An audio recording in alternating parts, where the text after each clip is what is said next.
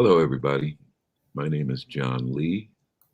I am a bassist and a producer of music. And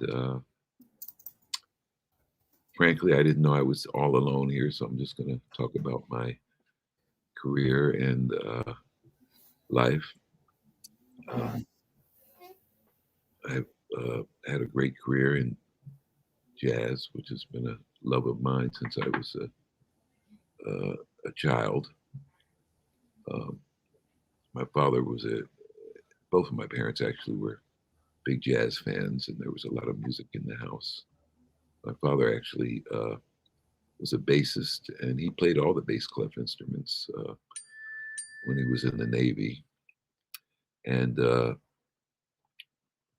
decided to have a career in music for a little while until he got what is referred to as the calling, which is what ministers refer to as the moment in their lives when they feel like they've got a message from above to become a minister, or in some cases priests.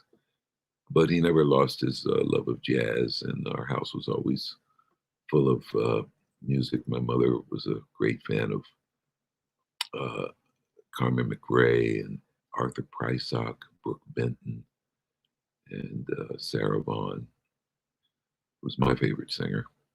And my father loved Miles and Dizzy, and a lot of big bands, Count Basie, Duke Ellington. So the house was always filled with music, and which had a big impression on all of us, all five of us. I'm the oldest of four, and plus my first cousin lived with us. And I was very blessed to have a great teacher in grade school. I studied string bass from about fourth grade uh, till 11th grade with a woman named Carolyn Lush. She taught violin, viola, cello, and string bass in the public schools.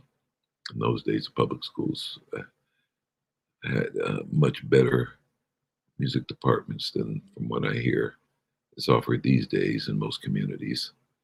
And I studied classically right through 11th grade. And at that point, we moved to Philadelphia. My father was promoted to a church in Philadelphia, which became a great starting point because I met so many up and coming musicians there. Most notably, a drummer that I went to high school with, Jerry Brown. We became best friends in those days, and we went to a school in Philadelphia called Overbrook High School, which was the largest high school in Philadelphia. Um, and they had what was called the Music Magnet program. So students could audition from all over Philadelphia to attend Overbrook High School and have a little more in-depth music training. And after my high school graduation, Jerry and I both were accepted to what was then called the Philadelphia Musical Academy, which is now known as University of the Arts. And there were quite a few older musicians that were juniors and seniors that were very inspiring to us, most notably the bassist Stanley Clark. He was a junior when we started as freshmen, and already quite a force on the local scene there in Philadelphia. And uh, it's funny, during my, I guess my sophomore year, Stanley started playing with groups in New York, and he he called me one day and said, "Let's go up to the Aqua Lounge. I'm subbing with Joe Henderson's band." So I went up with him, and the rhythm section happened to be Lenny White and Chick Corea. And that was the moment Chick first heard Stanley, which was kind of his big break in those days. And he was already working with Pharoah Sanders and Joe Henderson and Horace Silver. And he very generously shared his connections with all of us. And I guess in my sophomore year, our school had a special program that if our dean approved of the artists, we were allowed to go on the road if we were jazz majors and get some on-hand training right on the road. And Stanley encouraged me in the late winter of 1972 to go to New York for an audition with Max Roach. Max had lost his band for a period because his bassist at the time was Reggie Workman, and Reggie went on a long tour in South America with Stanley Cowell and Charles Tolliver. And at the same time, his horn players at the time were Billy Harper and Cecil Bridgewater. And they went on a long tour with Dad Jones and Mel Lewis to Russia and Europe. So all of a sudden, Max didn't have a band. And Stanley said, "Why don't you go up and audition?" He said, "You won't get the gig, but it'll be a good experience for you." So Jerry drove me up to New York that Sunday morning. He had a car. Most of us didn't. And the next day, Max called and hired me for 3 months. And I went in on Monday morning and told the dean that I wanted to go on the road. And he kind of smirked and said, "With who?" And I said, "Max Roach." And he dropped his pen and looked up at me with amazement and said, "This is going to be great for you. And this is the required work you'll have to do while you're on the road. But good luck." And that was it. I went on the road. The problem was,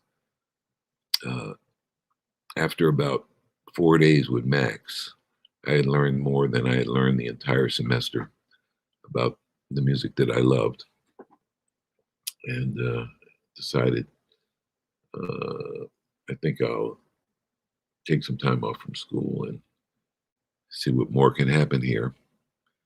And it's funny, Max used to come to my room every morning. Our first job was in Pittsburgh for about 10 days at a jazz club. And he came to my room every morning with the New York Times and some brushes. And I had my upright bass in the room, and he would fluff the paper up in a certain kind of way on my bed, pull up a chair, and he got a great sound out of this fluffed up New York Times, and would just play with me and give me pointers. And it was incredible, actually. I can remember it like it was yesterday. And finally, that semester was over, and Max's band came back, and he encouraged me to continue my studies and get my degree and then come to New York. But I had learned so much from him that I wanted to see what would happen on my own. And I was coming to New York a lot, and I was subbing for Stanley with Pharoah Sanders now and then, and Joe Henderson when he couldn't make it. He was like the new sensation of the bass at that time. So gigs were coming to him left and right. And that learning process continued because I got a chance to play with, and Joe Henderson's band at the time was Woody Shaw and Hal Galper and Joe Chambers. And then it was really exciting. And one day, Stanley called me, and I came up to New York to hang with him. And he said, "Come on, we're going over Herbie Hancock's house." And I was like, "Whoa, okay." So we're at Herbie's house, and he's playing all kind of music for us. It was 1972, and he pulled out a record of a Dutch flautist named Chris Henze, who was also on CBS Records at that time. And he said, this is a friend of mine who's trying to explore the same avenues that I am with the music right now. And he's looking for a bassist to come over and play with him for a year and travel all over Europe. And Stanley said, well, I just got the gig with Chick permanently, so I'm going to be doing that, but John might be interested. So Herbie gave me the album, gave me an address, and said, send a tape over if you're interested, which I did. And, in those days, phone calls were very expensive and mail was slow. There were no fax machines and so forth. About 2 weeks later, I heard from him, and he said, I want you to come over and join my band, and can you bring the drummer that was on your tape?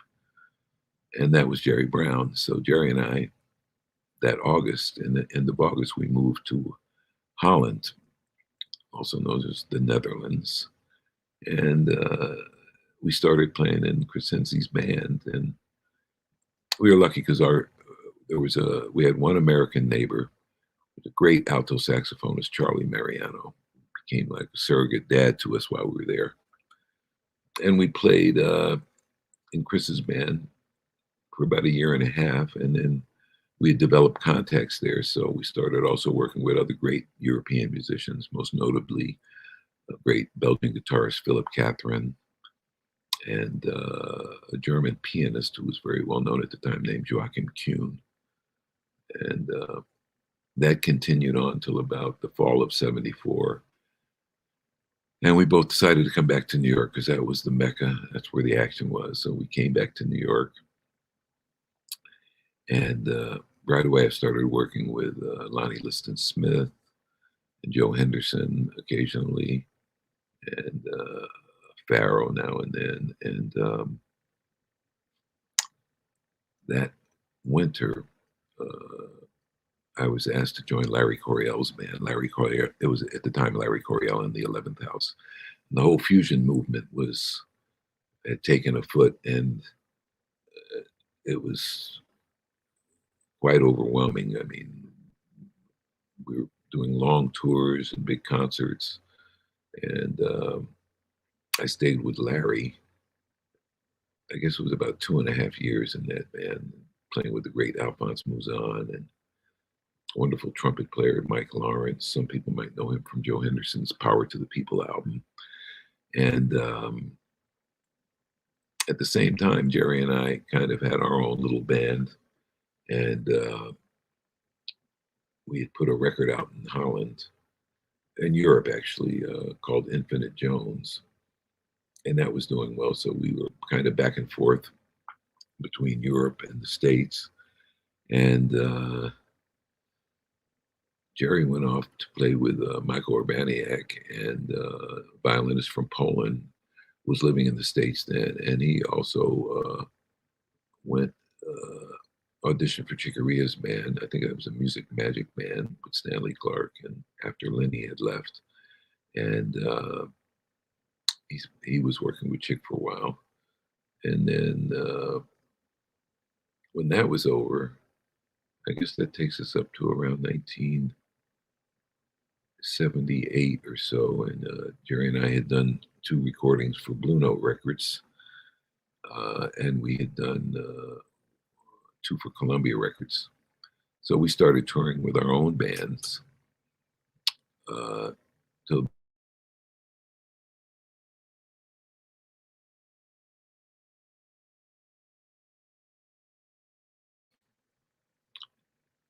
a little more R&B than was mine. And he went off to LA, and we kind of went our separate ways at that time. He began playing with Lionel Richie, and I continued working in New York and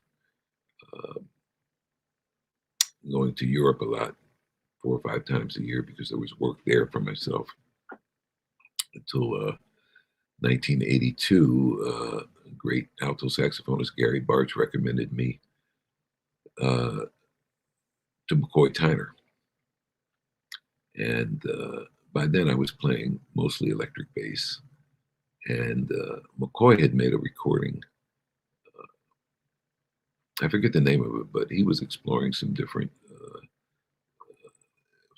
roads there. He had made a recording with Stanley Clark and Carlos Santana and a vocalist named Siobhan Wright. Actually, Phyllis Hyman was on the recording, but Siobhan was in the band. And he hired me on the electric bass until I guess that was lasted about 2.5 years. And we toured the world with that band, made one recording called Dimensions. And finally, around June '84, um, McCoy went back to his trio, just an acoustic trio, and broke that band up. And it wasn't maybe a month later, Bob Cranshaw, who was my mentor, who also was known for playing jazz on the electric bass. Bob called me one day and said, "Hey, what are you doing Friday?" And I said, "Actually, I'm subbing for you on a gig, remember, with Harold Osley." And he said, "Oh, forget that. I'll cover that." He said, "You're going to go to Memphis with Dizzy." And I said, "What, you serious?" He said, "Yeah." I said, "Okay." And about an hour later, Dizzy called me, told me to meet him at the airport, LaGuardia Airport, at a certain time. And I did, and flew down to Memphis. And thank God I knew a lot of his music.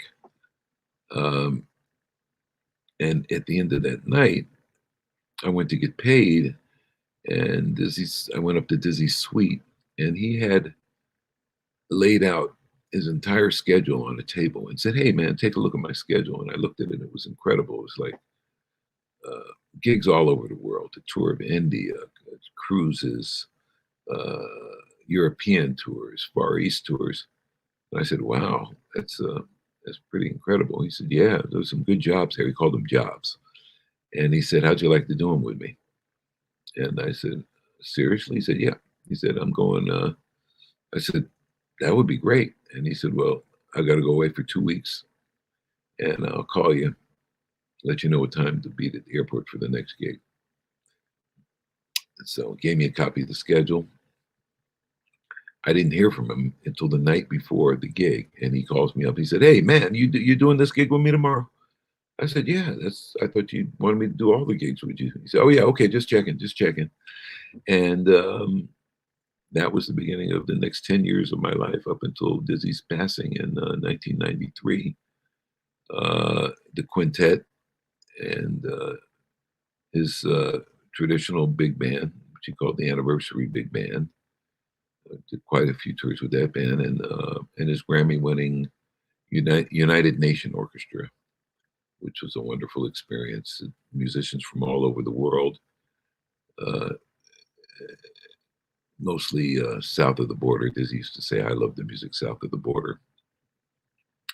But it was Paquito de Rivera and Arturo Sandoval and a very young Danilo Perez, James Moody, uh, Steve Turre, Claudio Roditi.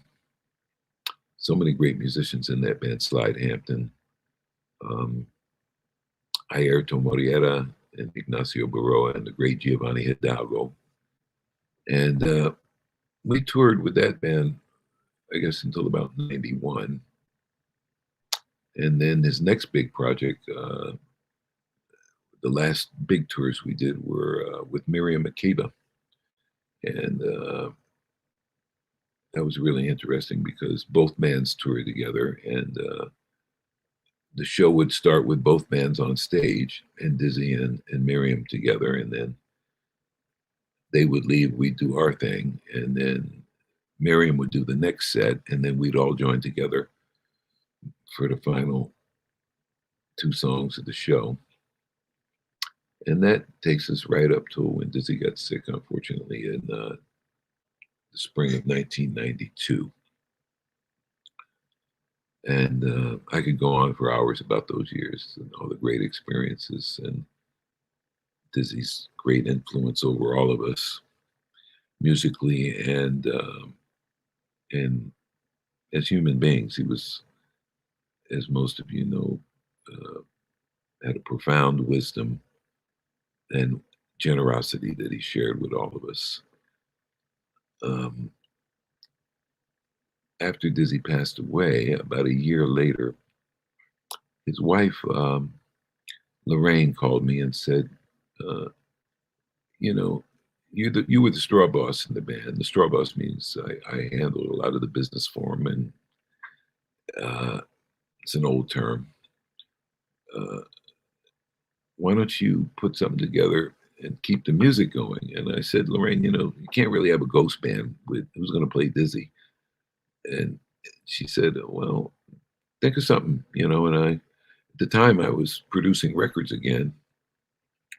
And I had a fair amount of success on a few tracks I produced for a great vocalist named John Lucien with Shawnee Records. And they asked me, you know, is there a pet project you'd like to do or your own album? I said, I'd like to do a tribute to Dizzy album.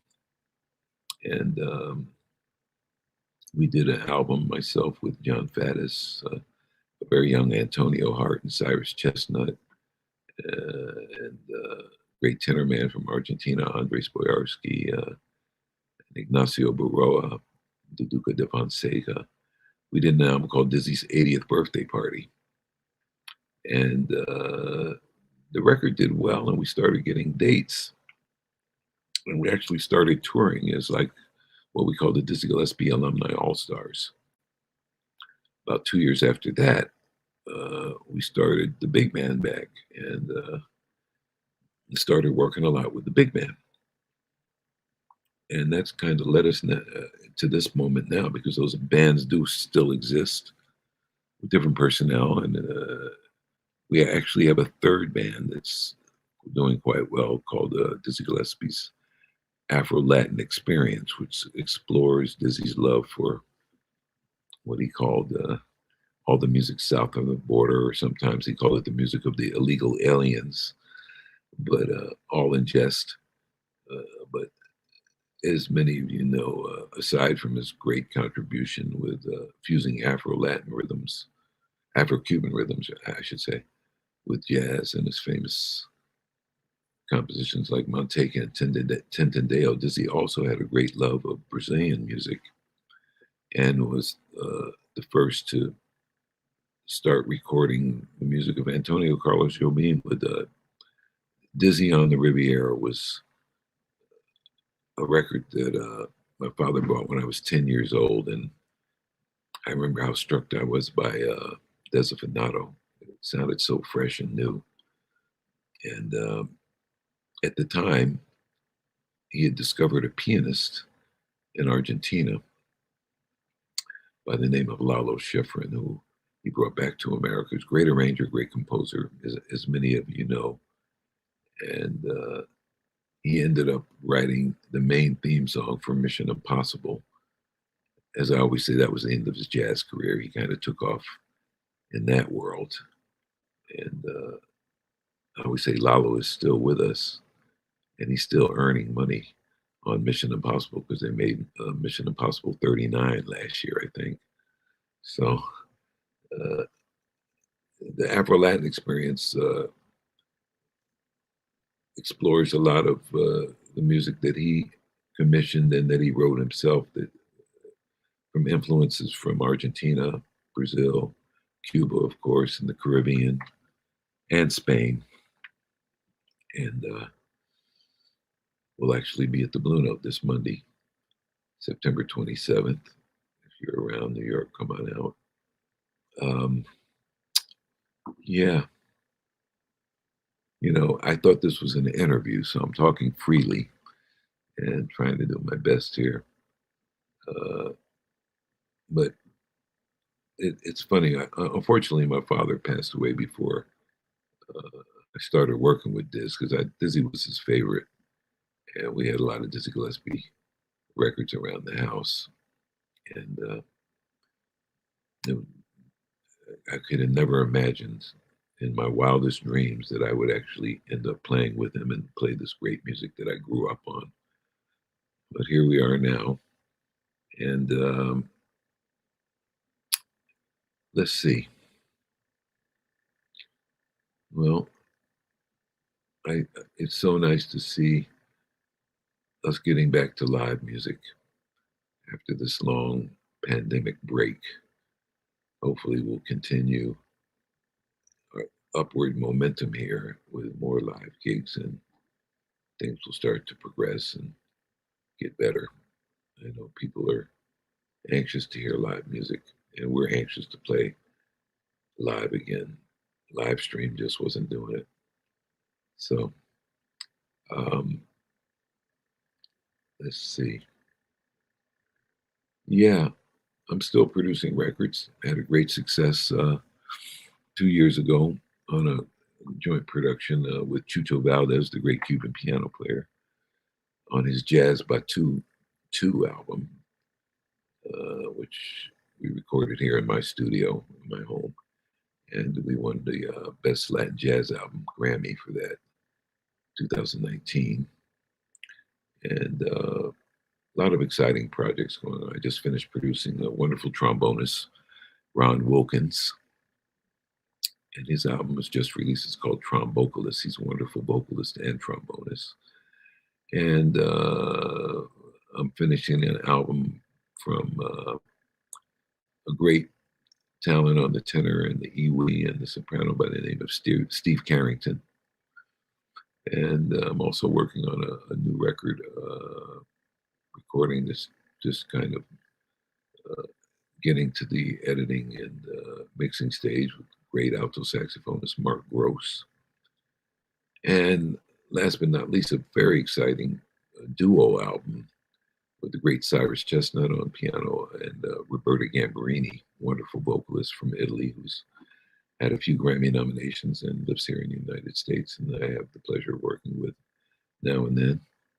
And so things are busy, and I want to wish everybody well, stay safe, and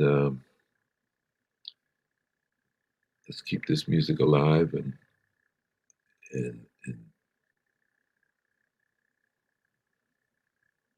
pray for more a continued health and good spirits in our community.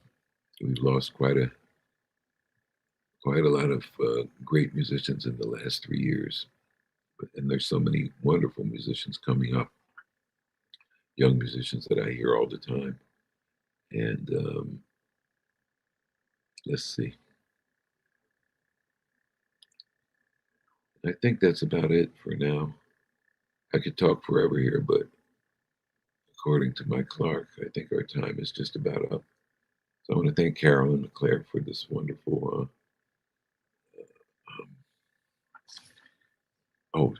You know what?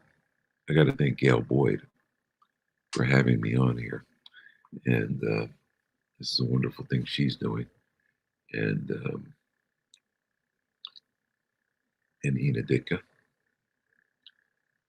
for recommending me to do this broadcast. Anyway, there's a little insight into my world, and I guess that's it for now. Can't think of anything else at the moment.